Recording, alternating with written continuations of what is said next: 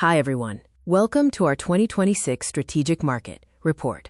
Today, we at HDIN Research will present a comprehensive analysis of the global wind power industry. We will explore how the sector is navigating geopolitical fragmentation and supply chain restructuring in this post-subsidy era.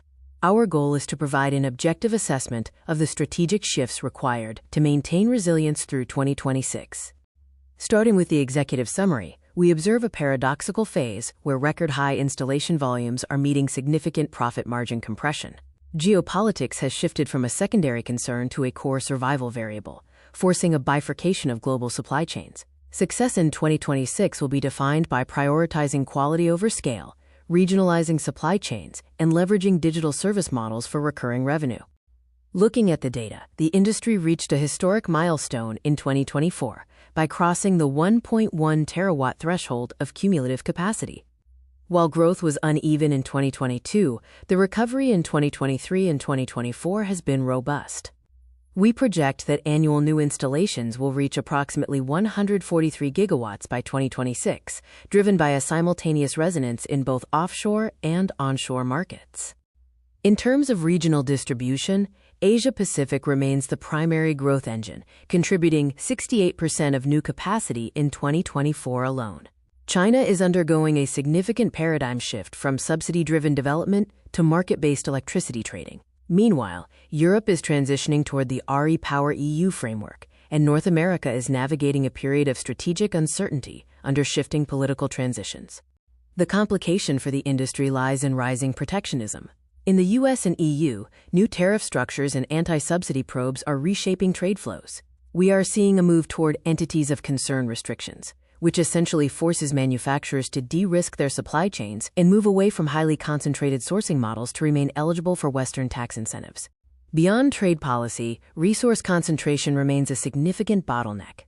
With one market controlling over 80% of rare earth supplies, OEMs using permanent magnet generators are highly vulnerable. Additionally, logistics for blades exceeding 110 meters and a persistent lag in grid investment are delaying project returns on a global scale. A critical technical complication is the large turbine paradox. The rapid pursuit of 15 to 26 megawatt units has sometimes outpaced the industry's ability to verify long-term reliability. Recent high-profile warranty provisions underscore the financial risk of insufficient validation.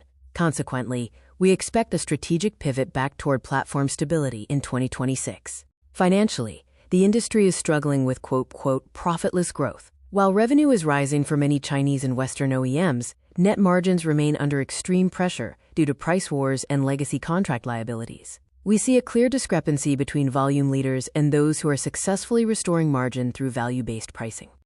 This brings us to the central question of our analysis. How can global wind OEMs achieve defensible profitability while navigating the divergence of geopolitical mandates and the need for higher quality standards? The answer lies in shifting from a capacity war to a value and resilience architecture. The first strategic response is a transition to value over volume. We are seeing leaders in the West move toward price discipline, terminating low-margin contracts and focusing on service integration. Service revenues often provide a much-needed buffer, with some targeting 25% of their total revenue from long-term service agreements. The second response is market diversification, specifically the southbound strategy. To bypass tariff walls in the US and EU, manufacturers are shifting focus to emerging clusters in Central Asia, the Middle East, and Southeast Asia, where demand is high and political relations are generally favorable for cross-border infrastructure. Technologically, as coastal resources saturate, the frontier is moving to the deep sea. Floating wind platforms and tension-leg designs are reaching commercial maturity. These technologies allow for higher energy capture in deeper waters, and 2026 will be a pivotal year for the first wave of large-scale commercial tenders in this space. Digitalization is the third pillar. AI-driven predictive maintenance and digital twins allow operators to predict fatigue 18 months before failure. By utilizing edge computing and autonomous drones for inspections, we estimate a 15% potential reduction in levelized cost of energy through post-installation optimization. To address supply chain risks, OEMs are pursuing strategic localization. This involves creating non-concentrated manufacturing hubs in India or Central Asia, and vertical integration of critical components like generators and blades to better control quality and cost while solving transport bottlenecks.